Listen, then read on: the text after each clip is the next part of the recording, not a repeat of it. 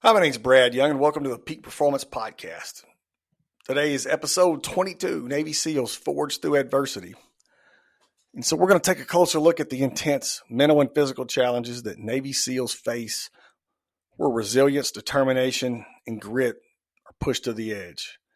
But it's just not about individual strength. The real key to their success is their unshakable bond of a team that never gives up. And so when we start looking at the Navy SEAL training, we look at the making of a SEAL just to get into the training. The physical standards to qualify are a 500-yard swim in under 12 and a half minutes. The competitive time is 9 minutes. And so there's a big gap in between. You'll see that in all of these. There's a big gap between qualifying and competitive. Push-ups, a minimum of 50 push-ups in 2 minutes. Competitive candidates aim for over 50. Pull-ups, a minimum of 10 pull-ups without time. And so this is not a timed event. Competitive candidates perform over 15. 1.5 mile run. You complete this in under 10 and a half minutes. But competitive times are below 9.5 minutes. And so now we're going to look at the breakdown. So the Navy SEAL BUDS training is divided into 3 phases. You've got physical conditioning, you have combat skills, and tactical training. And so, they push the candidates physically and mentally in each phase, and they structure teamwork into every single phase. And so just an idea of a typical day would be 4 a.m. wake up. 4:30 a.m. is going to be your PT. 6 a.m. breakfast. Then you have a conditioning run at 7 a.m. So after the PT, you had a conditioning run. And so as we think about this when we're working and we're trying to grow as people, we're trying to, grow our businesses, you think about what they're going through right then, how can you apply that? Well, if you're getting up early, you're getting your PT out of the way, and then you're continuing to run and move at 7 a.m. for conditioning runs. It's the same thing. You're continuing to move and grow versus going and sitting at a desk or stopping growing right there. You go and you work out, then you're done for the day. Then you kind of halfway make it through work. That's not the way this works. Can't do that. And so then you have water confidence training at 8:30, then obstacle course training at 11 a.m. And it's going to be navigating obstacles, and it's going to take coordination and persistence. And agility. It's a very challenging event. Then they have lunch, and then the team-based exercises start at 1:30 after lunch. And so they're focused on boat drills, the log PT carrying the log, and then group tactics to foster team cohesion and cooperation. Then they have an endurance swim, then dinner, classroom instruction, and lights out. So it's quite a day. So it ends at 9 p.m. the 4 a.m. wake up. And so as you can see, there's so much you can learn through there because they're constantly building skills the whole day. They're building a foundation, and that's what we miss a lot of times, trying to, form peak performance and, become elite, is the fact that, we don't put in the effort. Look at the effort involved in this schedule. Think about getting up and doing this schedule on a regular basis because, the 4:30 a.m. PT, this is push-ups, sit-ups, pull-ups, running and swimming that build foundational strength. This is just a warm-up, but it's an hour and a half. And so the warm-up's an hour and a half. And so after that, you have an hour and a half conditioning run. Then you have water confidence training, an obstacle course. And so they're always moving and challenging themselves. And every single thing we're going to look at in the BUDS program, there's team-based exercises that are involved. And so this is where we can learn from their teamwork. So not only the physical and mental challenges, we learn from the teamwork. All right, the phase 2 is a combat diving phase. And so they get up at 5 a.m. for pre-dive and gear checks. Then they have their morning swim drills for 2 hours. Then they have breakfast. Then they have underwater navigation exercises. Then after lunch, they start the hands-on scuba training team exercises. And you have debriefing, and then you have evening physical conditioning, gear maintenance, personal time, and rest. So, I mean, the day, ends at 9 p.m., starts at 5 a.m. And so what can we learn from it? I mean, what they're doing is they're preparing. And so you have to work as a team to do all the pre-dive preparations. You got to make sure all equipment is secured and functional before handing it over to your teammate and getting in the water. Then you have the morning swim drills that are going to be more challenging because you got all the gear, you got all the weight of the gear. And then after breakfast, all the navigation exercises, using the compasses, maps and stuff. So what do we learn here? I mean, we're learning that, they function as a team. They work together to get all the gear checks done. You're going to motivate each other on the swim drills, your underwater exercises, using the compasses, maps, and teamwork to complete underwater navigational challenges. So at 9 a.m., you're working together as a team already. And so, the whole foundation of everything here, is working as a team. And so we're going to break all this down in a minute. But then again, you've got more teamwork involved throughout the day. And so the whole thing is, of the phase is you're having to rely on somebody to get through. You're having to work with teammates. You're having to make decisions together. You're having to go through all these things. And so the last phase is the land warfare phase. And they spend their days mastering tactics, learning marksmanship, and conducting simulated combat missions. And so land warfare, you got PT at 5 a.m. So you got an hour and a half of PT. They have breakfast. And then after that, you go to advanced weapons training. And then 10 a.m., the land navigation and map reading drills start. And so teamwork already starts right there. So you're working with each other to get through these exercises. Then you have group strategy for 3.5 hours after lunch for tactical training and mission execution. You have field exercises together from 4 to 6:30. Then you have dinner. And then the evening review focused on reinforcing all the tactical concepts they learned that day. And then lights out at 9 p.m. And so when we look at this, I mean, it's pretty easy to see. Again, they're starting the day off with PT exercise and getting out of the way, and then continuing to learn drills and working as teams. And so that's, a lot of times we miss that. You may go and do your PT, then you may try to work as a team, but too many people don't. I've been around too many groups. I go into too many places and see people not working as teams. They all work against each other. It's crazy. I mean, to see that, but if they could understand the structure of this training, it would help them if they understood how important all these things are. Because they're, one thing about it, they're always improving themselves. As you look at all three phases, everything is about self-development and improvement. It's about reaching peak performance. It's about working as a team. And so when we look at Hell Week, everybody gets pushed to their absolute limits. I mean, it tests everything in a typical day. I mean, starts at 4 a.m., you have PT at 4:30, you have breakfast, then you have long distance team navigation at 7 a.m. So you have 4 hours of teamwork. Hell Week's going to be all about teamwork. And that's what the emphasis is. And too many corporations, too many people don't utilize enough teamwork. They don't try to work together. They don't want to work together. And, same in your personal life. When people don't want to work with you, they won't. When you don't practice together, you don't get anywhere. You don't work together and learn together. You don't. That's why there's so many divorces. I mean, if people don't want to work together, they want to go their own way. They don't want to work as a team, And so as we look at the rest of Hell Week, I mean, you've got more mission simulation. You got team survival challenges. Everything is team-based. So we look at the, foundation, everything is team-based. And so when we break down the key elements that foster teamwork, we look at trust. That's a foundation. You got to trust each other, and to get through the BUDS training, they have to trust each other. To get through Hell Week, they have to trust each other. Accountability.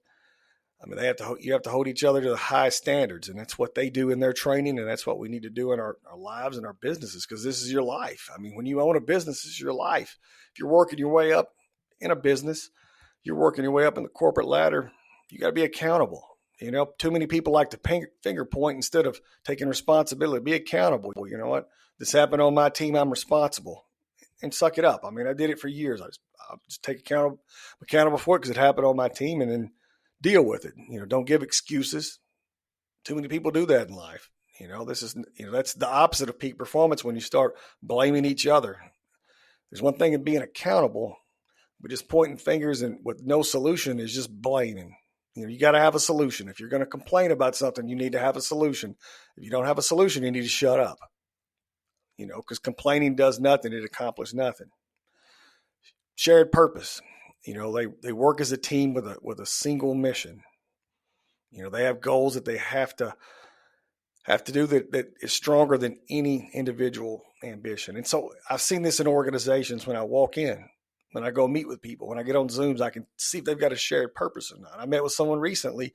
You could tell everybody on their team had a shared vision and purpose. It was remarkable versus what I've seen, over time. I've seen a lot of businesses that have, they're the opposite of peak performance. They make it in spite of themselves.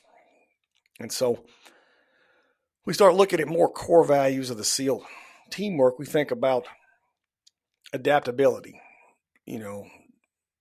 SEAL teams thrive under uncertainty and staying flexible and adjusting their tactics to achieve objectives. As people aren't adaptable enough. They're not. In general, I mean, you ask somebody to do a different job somewhere. If you walk into any manufacturer within 100 miles of me, and you go in and you try to put somebody on a different job, they'll have a absolute fit in a lot of cases because they're not adaptable. They did that one thing for a long time. They don't want to do anything else. And I'm not just picking on manufacturing. You can look at anything. I mean, I was in transportation for a lot of years. I mean, your good drivers would be adaptable. Your bad drivers are not going to be adaptable. You change the route on them, you change the delivery spot. And I mean, it's just a complete meltdown. And you'll be lucky to get it there even close to on time because they're going to have a meltdown because they're not adaptable. In life, people aren't adaptable. When things change and the market changes, your age changes, things like that, they're not adaptable. People think that continue to think they're 20 when they're 40. They're not adapted in the way they work out, the way they live, the way they do anything to their chronological age. They're not adaptable. They're not adaptable to market changes. People flipped out about, Chat GPT and AI, but I was working with it years before that come out. I mean, it was even known. I mean, I was working with people with a blank screen going through training. They're training all the training for it, getting everything set up. And so, it looked like a magic trick when I first saw it. And then we started looking at it now. He was going through and doing it, training it to do what needed to be done. So it was very interesting. And so it, made me adaptable to understand the need to grow and be able to get better at it. So I, was already involved. And so I got deep involved with it and, learned more and more. And it's paid off. But, you got to be adaptable. You got to, understand that things are going to change whether you want them to or not. It's just whether you're going to change or not. It's just being adaptable. But SEAL teams are flexible and they change, and people don't want to change. And that's the difference. That's the difference in a successful team and a team that loses. Because you got to play as a team. You got to be adaptable. In football, you got to adjust your strategy.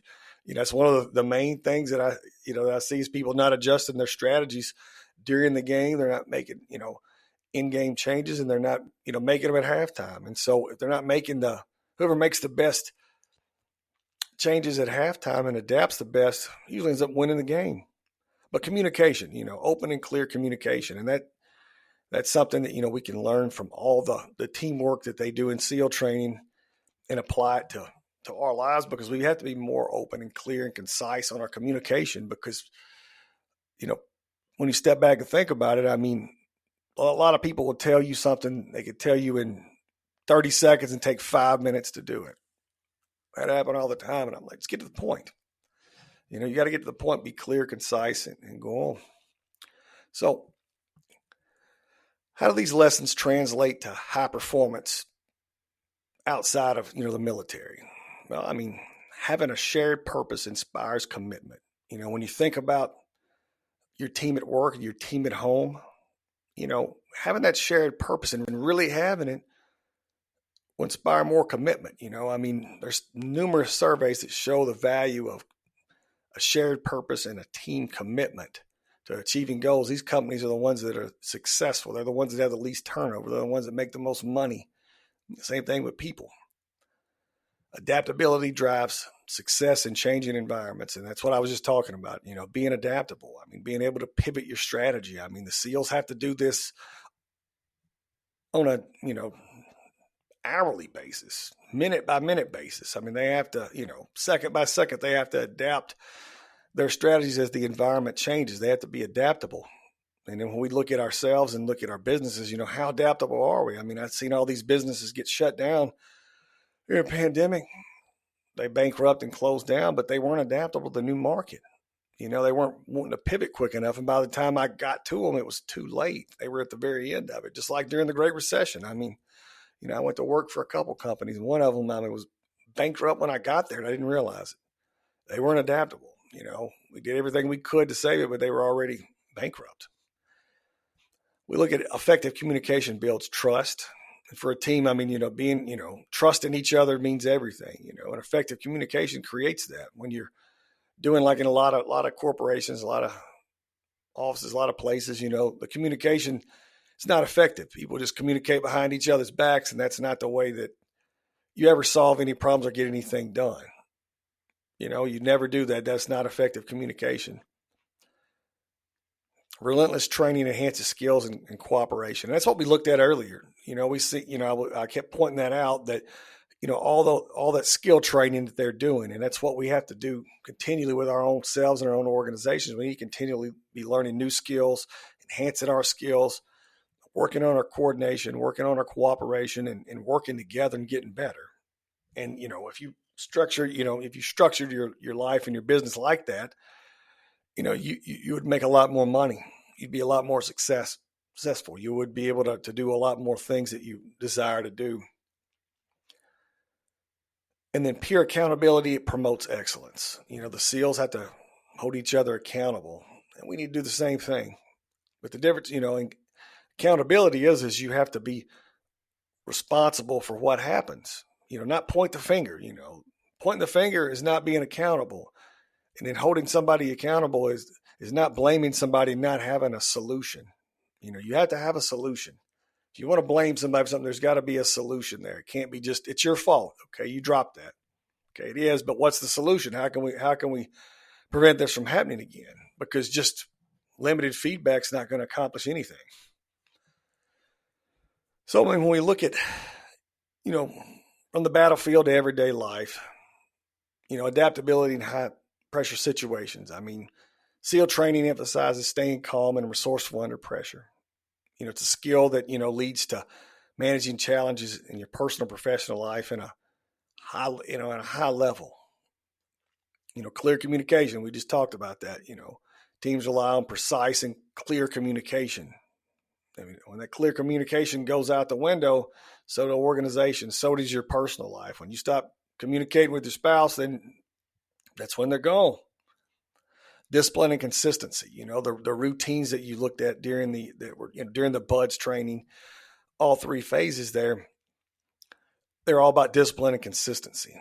And if we do that in our life, we're working out like that, we'll have peak performance because we're going to have discipline and consistency on a daily basis. They have a problem-solving mindset. That means they work together to solve problems versus create problems. Mental toughness and resilience. They push their limits throughout the training, beyond what they thought they could do. And somebody said when you think you're out of gas, you think you did everything you can, you're only about 40% done. You still got 60% more left. But, when we think about everything we've learned in this episode, it's significant. We've learned about teamwork. We've learned about their physical schedule, their mental schedule, being able to, what they can accomplish compared to what we actually do as people. When you look at that schedule and you compare your own schedule to it, it's not going to be as structured. You're not accomplishing things. You're not training like that. You're not building skills. You're not doing any of those things. And you may say, well, Brad, I don't want to be a SEAL. You may not, but if you want to be a peak performer, you've got to utilize those concepts to practically apply them to your own life. And so, again, in the podcast description, there's a link to where you can practically apply the information that we talked about today.